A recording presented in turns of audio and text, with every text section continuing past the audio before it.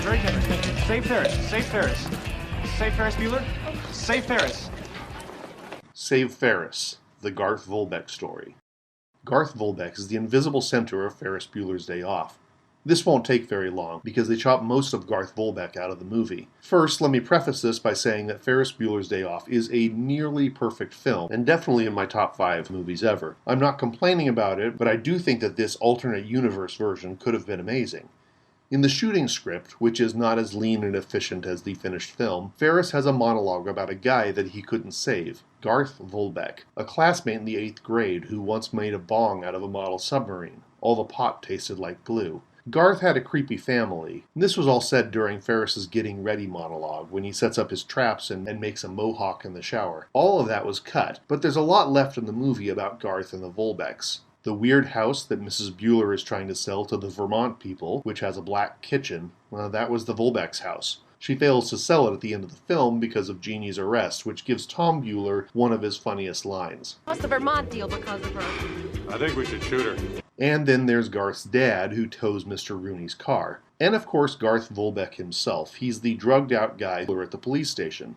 Certainly a high point in Charlie Sheen's career. The original script of Ferris Bueller's Day Off did contain a lot of stuff best left on the cutting room floor. A subplot about how Ferris funds his day off, some much darker discussion about how a bad day ditching is worse than school, a radio interview where Ferris says that he's joining NASA, extra siblings that would have made it feel more like Home Alone. Overall, editing made this a far better movie. Kudos there to the editor, Paul Hirsch. But there's a few things. The heroes trip up the Chicago canals discussing the Cold War, a charming scene in the Museum of Science and Industry, and especially Garth Volbeck. And those things were genuine losses. The final film is airtight, but those scenes had a little heart that wouldn't have gone amiss. Ferris is adorable.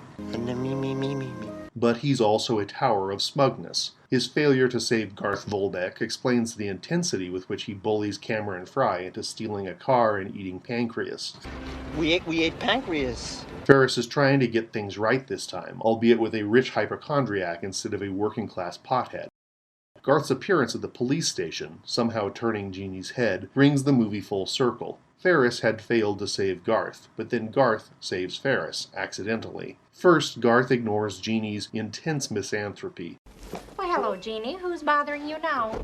And he engages her in a personal conversation. I don't know why I'm here. Why don't you go home? He's not hitting on her, he's just talking to somebody on the same bench as him, wondering about her life. The punchline, of course, comes when Garth recommends that Jeannie talk to Ferris Bueller as her possible savior. Somebody you should talk to. If you save Ferris Bueller, you lose a testicle. Oh, you know him. But before that, he delivers the line that unlocks Jeannie's character and sets up the end of the movie. Why should he get to ditch when everybody else has to go? You could ditch. Yeah, I'd get caught. And your problem is you. You ought to spend a little more time dealing with yourself. A little less time worrying about what your brother does. Then there's the wonderfully ambiguous scene where Katie Bueller comes to pick Jeannie up. She's talking with the police chief about Ferris's alleged illness, but Jeannie and Garth are making out in the background. We're not given any explanation about what happened besides, You ought to spend a little more time dealing with yourself. which was apparently exactly what Jeannie needed to hear. Nobody, especially Jeannie, cares about Jeannie. I can't believe this. If I was bleeding out my eyes, you guys would make me go to school. This is so unfair. Why should he get to do whatever he wants whenever he wants? Why should everything work out for him?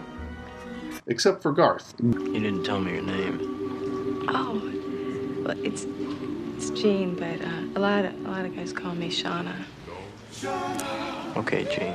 Garth isn't interested in what the other guys call her. He pays attention to who Jeannie is, which seems to be what Jeannie never thought about. Okay, Jean. That's great. So Ferris spends the movie seeking to right past wrongs and help Cameron like he couldn't help Garth, two guys who had zero other friends. And in the end, Garth hits exactly the right note with Jeannie. This, of course, leads to Jeannie taking the entire day off into her own hands. She drives like a demon, getting multiple speeding tickets home to corner Ferris. But then she uses her knowledge not to ruin her brother's life, but to blackmail Dean Rooney and establish dominance over Ferris, who is now in her debt. All of this is thanks to Garth Volbeck, the mysterious minor character. Garth saves Ferris. Hey! Hey! Hey! What if you need a favor someday from Ferris Bueller? Then where'll you be, huh? You heartless wench!